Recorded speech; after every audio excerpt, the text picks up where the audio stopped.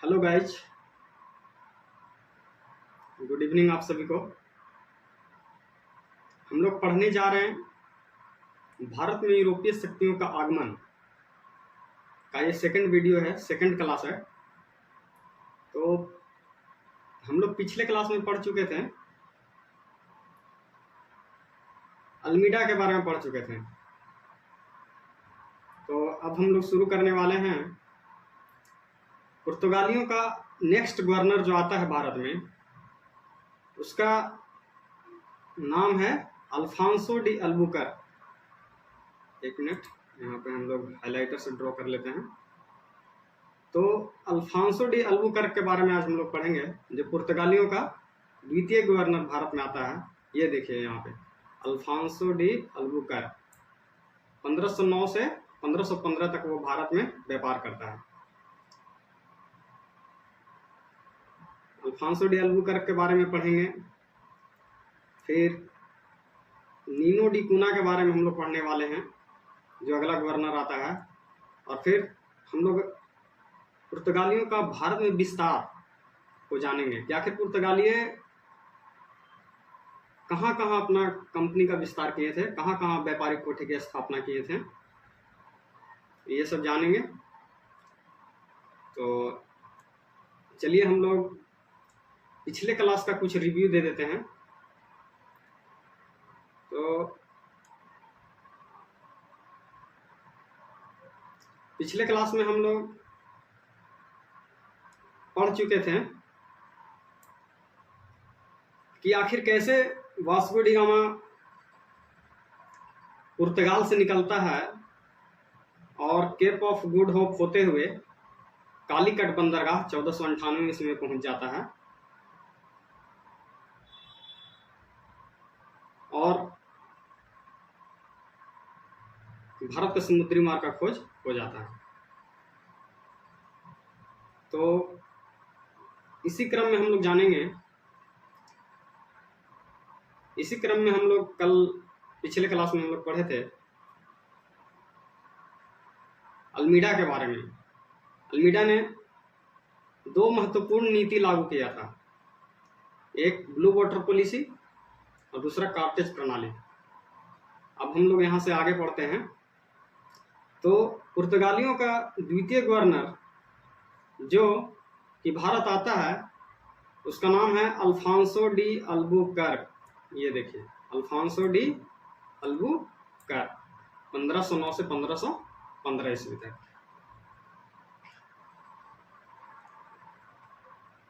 हम लोग मैप के माध्यम से थोड़ा थोड़ा समझ लेते हैं कि आखिर अल्फांसो डी अल्बुकर्क जब 1509 से 1515 ईस्वी तक जब यहाँ रहता है, तो ये पुर्तगालियों का वास्तविक संस्थापक के रूप में जाना जाता है। ये देखिए फर्स्ट पॉइंट में भारत में पुर्तगालियों का वास्तविक संस्थापक, ये क्वेश्चन आता है कि भारत में पुर्तगालियों का वास्तविक संस्थापक किसे माना जाता है? Alfonso de Albuquerque. इसने गोवा को 1510 ईस्वी में यूसुफ आदिल शाह, जो बीजापुर का जो शासक है, ये देखिए हम सेकंड पॉइंट को हाईलाइट कर रहे हैं, गोवा 1510 ईस्वी में छीन लेता है। ये किससे छीनता है?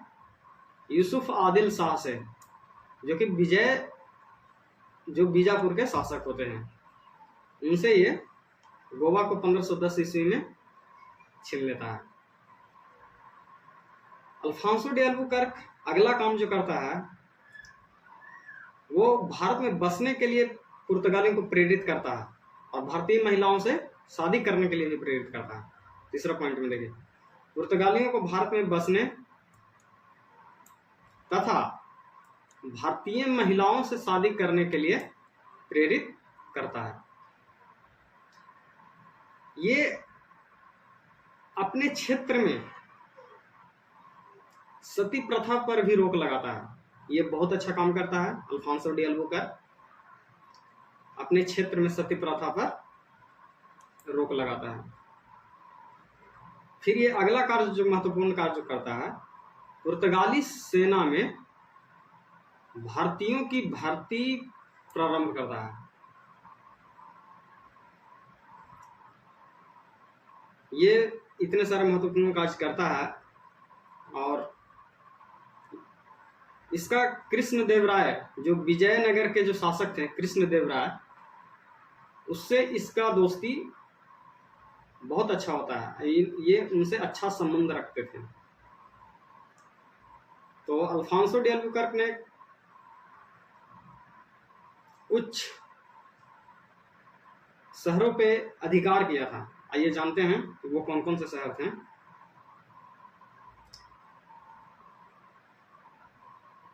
गोवा पर 1510 ईस्वी में अधिकार करता है Albuquerque.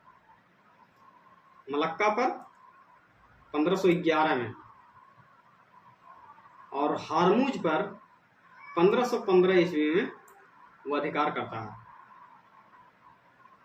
Alphonso de Albuquerque Goa को जीतने के बाद गोवा किससे प्राप्त करता है?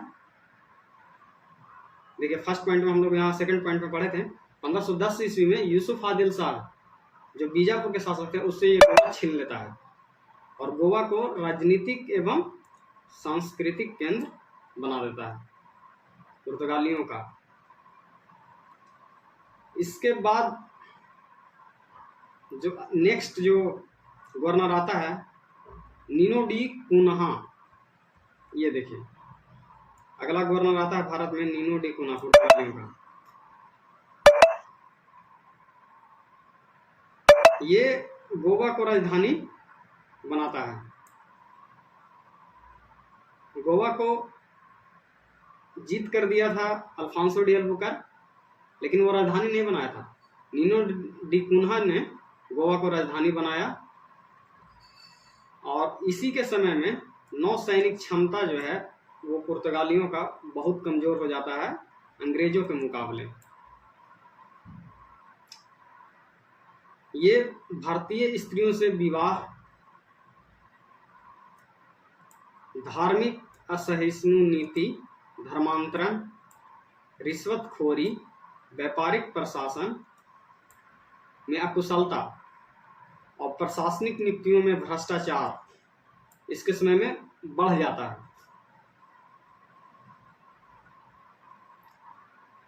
और इसी के समय में डचों का आगमन होता है, जिससे सैन्य चुनौतियां भी इसके सामने बढ़ जाता है।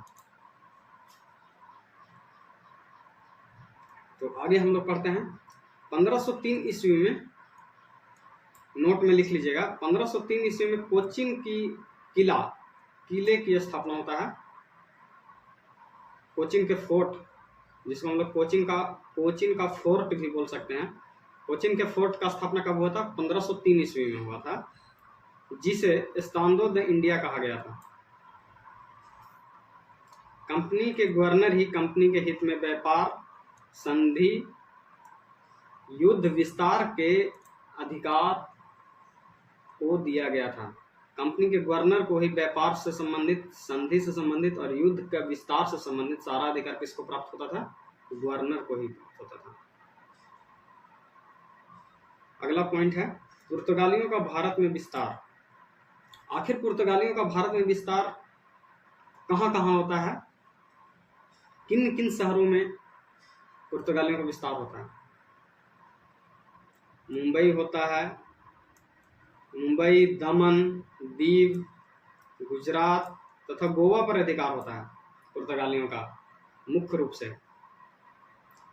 और दक्षिण भारत में कहाँ कहाँ होता है? दक्षिण भारत में सैन थोमे, जो कि चेन्नई में है, सैन थोमे चेन्नई, नागपट्टनम आंध्रा में होता है पुर्तगालियों के बस्तियों का विस्तार। और सबसे मुख्य पॉइंट बंगाल में, बंगाल के सतगांव में भी पुर्तगालियों का बस्तियों का विस्तार होता है। 1579 में शाही फरमान द्वारा अधिकार होता है पुर्तगालियों का बंगाल के सतगांव में भी। तो क्वेश्चन आएगा कि पुर्तगालियों ने बंगाल में किस जगह पे विस्तार किया था? तो उस जगह का नाम है सतगांव। बाकी ये पश्चिमी भारत और दक्षिण भारत में ही विस्तार करते हैं, और पूर्वी भारत में सिर्फ बंगाल में सतगांव में विस्तार होता है इनका। तो पश्चिमी भारत में कहाँ कहाँ होता है, आइए हम लोग देख लेते हैं मैप के माध्यम से। पश्चिमी भारत में ये देखिए, ये है दीव, यहाँ पे पुर्तगालियों का विस्तार होता है। दीव, गोवा, ठीक है। और ये देखिए पूर्वी भारत में यहाँ पे, एक मिनट कलर चेंज कर देते हैं।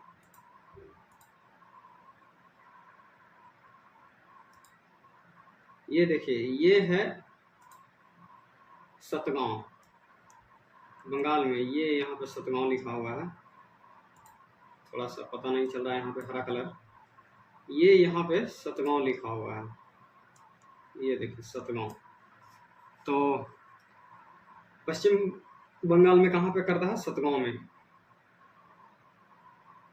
और गुजरात में, ये है गुजरात, गुजरात में भी होता है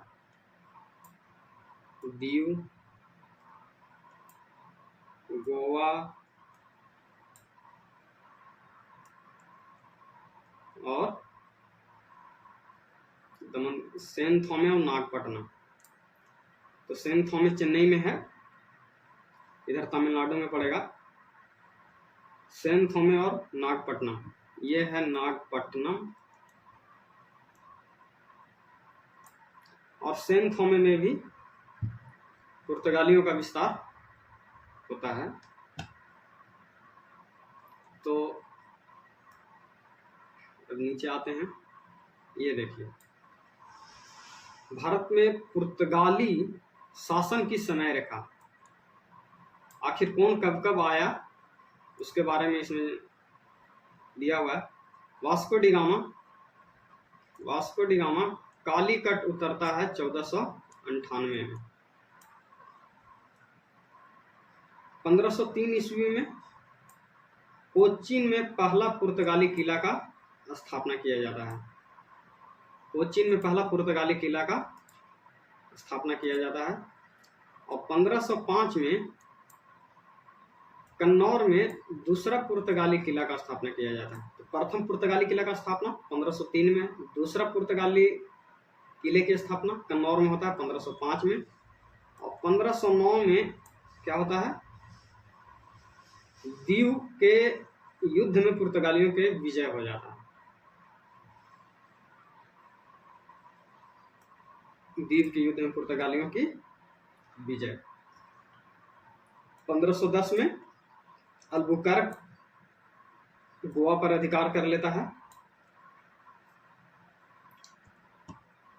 1530 में गोवा को पुर्तगाली भारत की राजधानी घोषित किया जाता है। 1530 ईस्वी में गोवा को पुर्तगाली भारत की राजधानी घोषित किया गया 1530 में। 1510 में गोवा छिनता है बीजापुर के शासक आदिल शाह से, हम लोग ऊपर पढ़ चुके थे। 1530 में गोवा को ये राजधानी घोषित करता है। फिर 1612 में क्या होता है, सूरत में अंग्रेजों और पुर्तगालियों को हराया। अंग्रेजों ने पुर्तगालियों को हरा देता है 1612 ईस्वी में। 1641 में डचों ने पुर्तगालियों